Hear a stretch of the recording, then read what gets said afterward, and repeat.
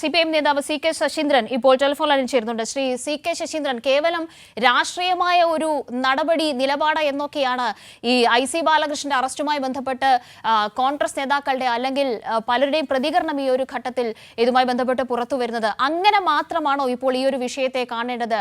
ഒരു MLA ആണ്, മുതിർന്ന കോൺഗ്രസ് നേതാവാണ് ഇപ്പോൾ അറസ്റ്റിലായിരിക്കുന്നത്. മുതിർന്ന കോൺഗ്രസിന്റെ നേതാവും നേരത്തെ വയനാട് DCC പ്രസിഡന്റും കഴിഞ്ഞ 3 ടേമിൽ MLA-യുമായിരുന്നു ശ്രീ IC ബാലകൃഷ്ണൻ. അദ്ദേഹത്തിനെതിരെ ഉയർന്നു വന്ന ആരോപണങ്ങൾ CPM തട്ടിപ്പറിച്ചുണ്ടാക്കിയാണെന്നുള്ള പ്രചരണം ഇവരെ ആദ്യം മുതലേ വലിയ രീതിയിൽ സംഘടിപ്പിച്ചിരുന്നു. ആ നുണക്കഥകളെല്ലാം ചീട്ടുകൊട്ടാരം പൊളിയുന്നത് പോലെ പൊളിഞ്ഞുപോയി കാണാൻ വേണ്ടി കഴിയും. വിജയൻ ആത്മഹത്യാക്കുറിപ്പും അല്ലെങ്കിൽ മരണമൊഴിയായി കണക്കാക്കുന്ന അദ്ദേഹത്തിന്റെ കത്തുകളെല്ലാം ഞങ്ങൾ തയ്യാറാക്കിയതാണ്. അത് അദ്ദേഹം തയ്യാറാക്കി വെച്ചതല്ലേ അവിടെ. അദ്ദേഹം കോൺഗ്രസിനെ സ്നേഹിക്കുന്നതുകൊണ്ട് 10 ദിവസം കോൺഗ്രസ് നേതൃത്വം ഒന്നും ചെയ്തില്ലെങ്കിൽ പോലീസിന് കൈമാറാനല്ലേ പറഞ്ഞത്. അങ്ങനെയല്ലേ പോലീസിന് ഈ രേഖകളെല്ലാം കിട്ടിയിരിക്കുന്നത്.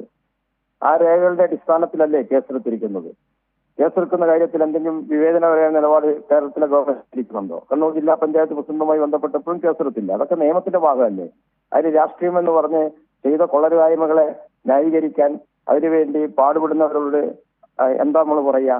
കൊള്ളരുതായ്മകളെ കൂട്ടുനിൽക്കാനല്ലോ വേണ്ടത്. തെറ്റായ കാര്യങ്ങളെ തെറ്റാണെന്ന് പറയാനുള്ള ആർത്തവും ഏത് രാഷ്ട്രീയ പാർട്ടിയിലും ചിലപ്പോൾ ചില ആൾക്കാരൊക്കെ തെറ്റ് ചെയ്യുന്നുണ്ടായിരിക്കാം, തെറ്റായ കാര്യങ്ങൾ ഉണ്ടായിരിക്കാം. അത് വ്യക്തിപരമായിട്ടാണെങ്കിൽ അത് പാർട്ടിയുടെ ഉത്തരവാദപ്പെട്ടവർ വഹിക്കുമ്പോൾ അത് പാർട്ടിയെ ബാധിക്കുന്നതുകൊണ്ട് അവരാണ് ശരിയായ തീരുമാനം എടുത്ത് കാര്യങ്ങൾ പറയേണ്ടത്. ഇവിടെ അച്ഛനും മകനും മരിച്ചിരിക്കുകയാണ്. അവരോട് യാതൊരുവിധ ഉത്തരവാദിത്വവും പ്രതിബദ്ധതയും ഇവർക്കാർക്കും ഇല്ലല്ലോ. അവരെല്ലാം ആ കുടുംബത്തെ ഇപ്പോഴും കളിയാക്കുകയും നേതാക്കന്മാരൊക്കെ വന്ന് സന്ദർശനമൊക്കെ നടത്തിയിട്ട് ഞങ്ങൾ നിങ്ങളുടെ കൂടെ എന്നൊക്കെ പറയുന്നുണ്ടെങ്കിലും കോടതിയിലും മറ്റു രേഖകളിലൊക്കെ ആൾക്കെതിരായിട്ടാണ് പറഞ്ഞുകൊണ്ടിരിക്കുന്നത്. ആ നിലയിൽ പരിഹസിക്കുന്നതിന് സമാനമായി ഒരു അന്വേഷണ സമിതിയുടെ റിപ്പോർട്ടും ഇപ്പോൾ പുറത്തു വന്നിട്ടുണ്ട് ശ്രീ സി കെ ശശീന്ദ്രൻ. അതിൽ ഒരു നേതാക്കളുടെയും പേരോ മറ്റു പരാമർശങ്ങളോ ഒന്നുമില്ല. അതെ, അതാ ഞാൻ പറയുന്നത്.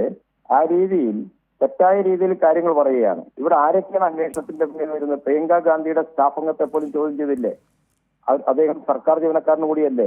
നേരത്തെ മഹാത്മാഗാന്ധിയുടെ ഫോട്ടോ അടിച്ചു പൊളിച്ചവരാണ് ഇവര്. എന്നിട്ട് SFIയുടെ തലയിൽ കെട്ടിവെച്ച് വലിയ കോലാഹലങ്ങൾ, പ്രചരണ കോലാഹലങ്ങൾ കുറച്ചു ദിവസം സംഘടിപ്പിച്ചു മാധ്യമങ്ങളെല്ലാം കൂടി.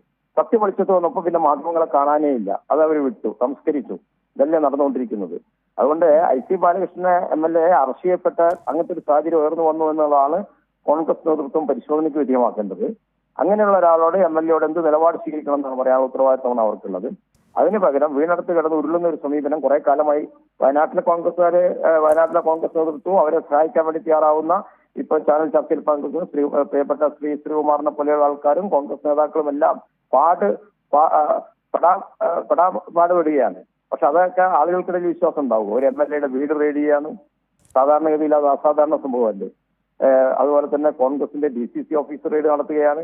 എനിക്ക് MB ഓഫീസർ റെയ്ഡ് നടത്തുമോ എനിക്കറിയില്ല. കാരണം അവിടുത്തെ ജീവനക്കാരും കാര്യങ്ങളൊക്കെ ഇതിലെ ഭാഗവാക്കായിട്ട് വരികയാണ്. അങ്ങനെ നമ്മൾ വിചാരിക്കുന്നതിൽ അപ്പുറത്തേക്കുള്ള വലിയ മാനം ഉയർന്നു വരികയാണ്. അത്തരം കാര്യങ്ങൾ വരുമ്പോഴേ അതെല്ലാം രാഷ്ട്രീയ പ്രേരിതമാണെന്ന് പറഞ്ഞാൽ ഈ പൈസ മേടിച്ചു എന്നുള്ള കാര്യം എല്ലാവർക്കും സത്യമുള്ള കാര്യമല്ലേ. അത് CPM തീരുമാനിച്ചിട്ട് കാശ് കൊണ്ട് കൊടുക്കുകയാണോ? അവിടെ പറയുന്നതിനൊരു എന്തെങ്കിലും ഒരു ന്യായീകരണം വേണ്ടേ?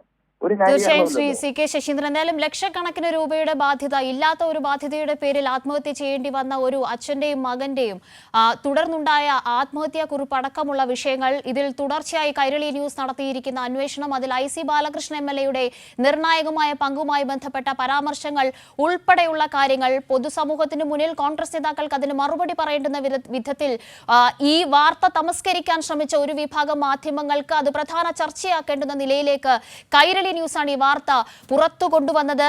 ഈ വിഷയത്തിൽ കൈരളി ന്യൂസ് ബിഗ് ഇമ്പാക്റ്റ് ആണ്. ഇപ്പോൾ IC ബാലകൃഷ്ണൻ MLA അറസ്റ്റിലായിരിക്കുന്നു എന്നതുമായി ബന്ധപ്പെട്ട വളരെ പ്രധാനപ്പെട്ട വാർത്തയാണ് ഇപ്പോൾ പുറത്തുവരുന്നത്.